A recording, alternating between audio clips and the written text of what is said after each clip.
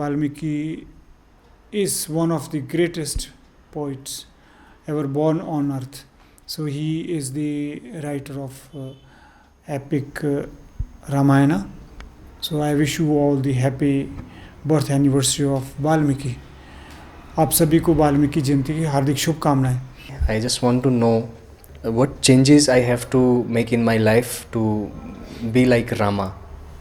I think in India, Ram is the ideal and Krishna is the real. यथार्थ में हम कृष्ण हैं और आदर्श में राम है.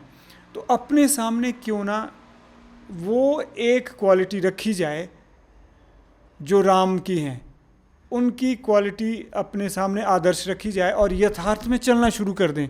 देखते हैं कहाँ तक पहुँचते हैं.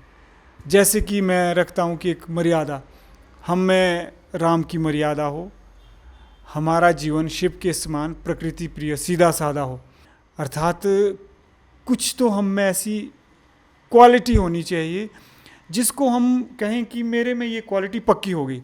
सो today I would like each of you to tell which quality do you think you have seen inside you and you have made pakka and you are sure about that quality, that this is your quality and now it is lifelong asset of yours and it is going to stay with you for the rest of your life, and you understand this quality very well. For example, to begin with me, I know that I will never throw wrappers or kachra in the public, and I know that Swachhta is the quality I have inculcated, I have imbibed, I have internalized, and I have made the part of my character, this quality of Swachhta. So you can also say any quality that you, if you want to know more quality, then I would like to tell you that I also know second quality of mine, that is I am into researching. I love to research. I cannot take things at their face values. If somebody is telling me this, I cannot accept it with my eyes blind. So I need to satisfy my intellect, my mind, my soul, and when I have satisfied myself, then I would certainly accept that. So this is also my second quality. One of the qualities I would like to tell you that is the part of my character is I have a sense of coexistence. I know the principle of coexistence that is making this universe run. For instance, sun is perfectly working in coordination with moon, and most of the planets are working in coordination with each other in order to make this universe run. So there is a principle of coexistence out in the nature. That means we call it सह अस्तित्व का सिद्धांत. तो मैंने इस सिद्धांत को समझा है और अपने जीवन का हिस्सा बनाया है, अपने चरित्र का हिस्सा बनाया है. इसका मतलब है मैं यह समझ सकता हूँ अगर मैं कुछ अच्छा काम कर रहा हूँ तो उसका प्रभाव समाज पर ज़रूर पड़ेगा. इसका मतलब है मैं समझ सकता हूँ अगर मैंने कुछ बुरा काम किया तो इसका प्रभाव समाज पर ज़रूर पड़ेगा. मैं बहुत सारी बातें आपसे कह सकता हूँ कि जिनके बारे में मुझे पता है कि जो हो सकता है कि राम में भी अवश्य होगी.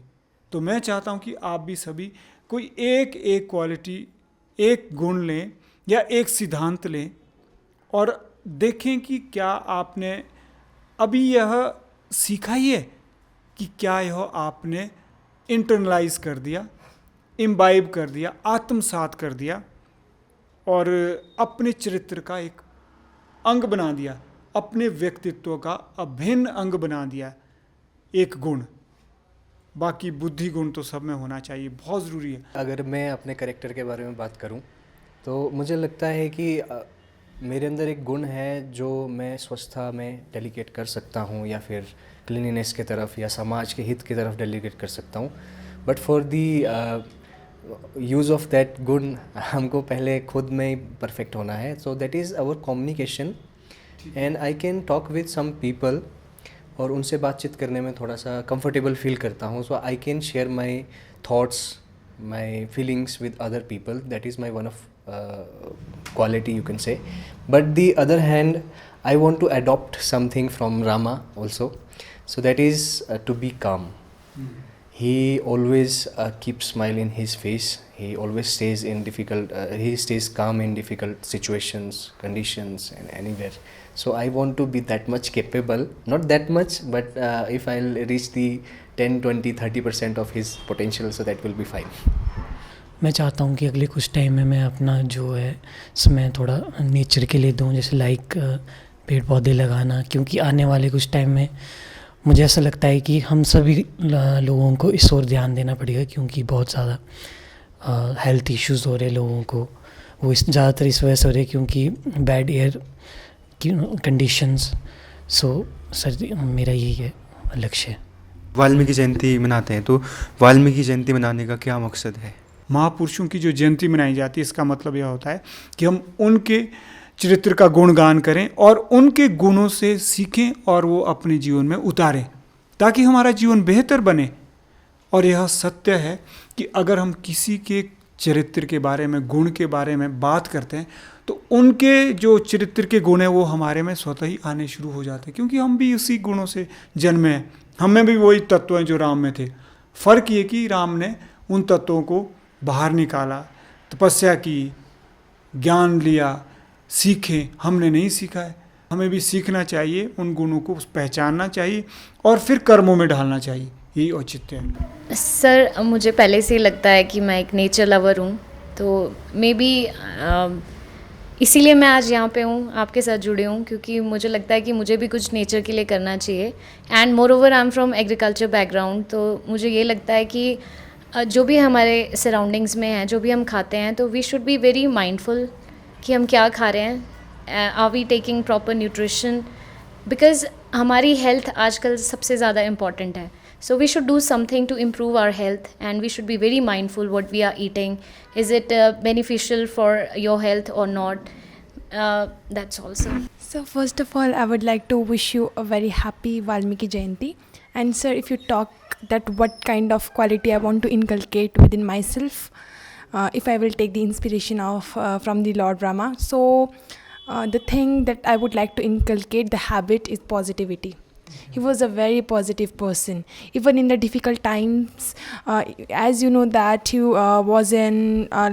Sometimes he was in turmoil, like as you know that his stepmother, Mata Kekai, she sent him for 14 years run away into the forest. So that time also he was very much positive. His positivity, like the positive attitude of him, it inspires me the most, because I'm the most negative person, I would say. I have means whenever I try to think positive, the negative thing comes to my mind. So I always try to inculcate the positivity, and I want that I should be the positive person. I should think the positive thoughts, and I should lead a positive life. आशावादिता जीवन में होनी चाहिए, निराश कभी नहीं होना चाहिए। और वह तभी संभव है जब हम कैसे जीवन जिएंगे, जब हम ऐसा जीवन जिएंगे जैसे जनक के जैसे। कहते जो जनक थे वो सर्वोत्तम उदाहरण, जितने भी हमारी संस्कृति में उदाहरण रहे हैं, कि जो भोग में योग देखते हैं, यानी ठीक है जीवन को लो लेकिन तटस्थ होके, जो बंद कर भी बंधे नहीं है, गृहस्थ में बंधे हुए फिर भी बंधे नहीं है, यानी जो तटस्थ है। और जो पॉजिटिविटी लाने का जो मेरे विचार से मंत्र है, यानी सकारात्मक सोच का जो मंत्र है, वो यही है कि हम क्या करें, हम आत्मस्थ हो जाएं। हम यह समझे कि सिर्फ हम शरीर नहीं है, ना इंद्रियां हैं, कुछ और भी है हमारे भीतर, आत्मा भी है। जितना हम आत्म तत्व को जागृत करेंगे, अर्थात सेल्फ रियलाइजेशन की ओर जाएंगे, हम पॉजिटिव होते जाएंगे, हम पॉजिटिविटी की ओर बढ़ते जाएंगे। राम के चरित्र से आप कौन सा गुण अपनाना चाहते हैं? मित्रता का। The life of Lord Rama is full of inspiration, and I think the main thing that I want to take from his life is the way he handled all the problems he faced in his life. He always smile. There is always smile in his face, and the way he deal with all the problems with calm mind, with a smile on his face. That's the thing I want to take from his life. So.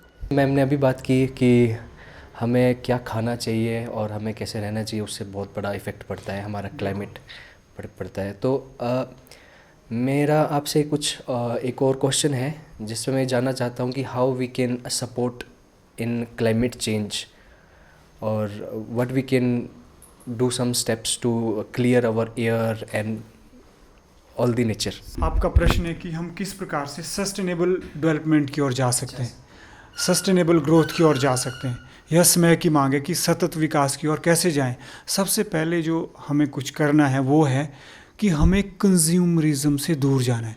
जो blind consumerism यानी उपभोक्तावाद, consumerism समझते हैं आप, consumerism एक economic principal है, लेकिन अब यह क्या बनता जा रहा है, सोशल नॉर्म बनता जा रहा है, सोशल स्टैंडर्ड बनता जा रहा है, सोशल कस्टम बनता जा रहा है।